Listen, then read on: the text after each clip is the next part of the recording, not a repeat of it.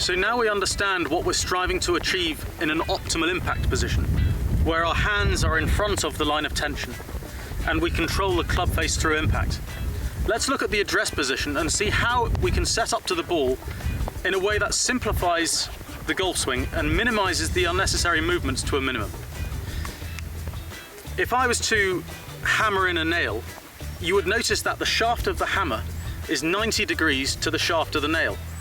And that way I can just pull the hammer back and execute that with the minimum amount of movement.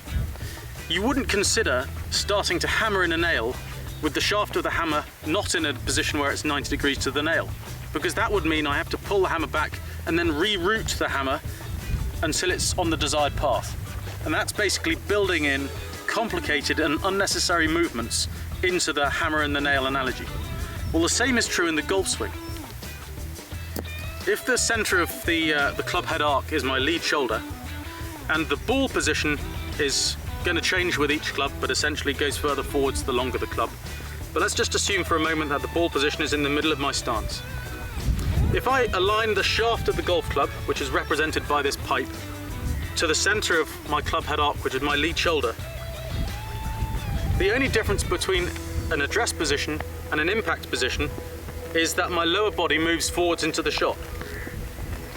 And you'll notice that I'm putting pressure into the shaft when I do that. That's carrying a lot of tension and a lot more kinetic energy, which is able to be transferred into the ball.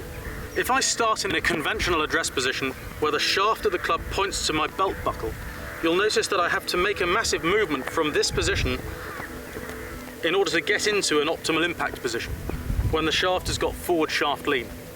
It's much more simple to start with the shaft of the club pointing to the center of the club head arc. Jack Nicklaus once said in his book Golf My Way that perhaps the critical point to remember is that you want your address position to replicate your impact position as closely as possible. So if the greatest player of all time said that, then who are we to argue? Interestingly, it wasn't just Jack Nicklaus who did that in his own golf swing. If you look back through history, one of the best ball strikers there was, Lee Trevino, he also started in a position where the shaft pointed to his lead shoulder. And so did Gary Player and multiple other players through the years. And even in today's game, you've got players like Henrik Stenson and Rory McIlroy. So by starting with the shaft pointing towards the center of the club head arc, you're stripping out all of the unnecessary movements and making it very simple to return the club into an impact position that you can repeat time after time.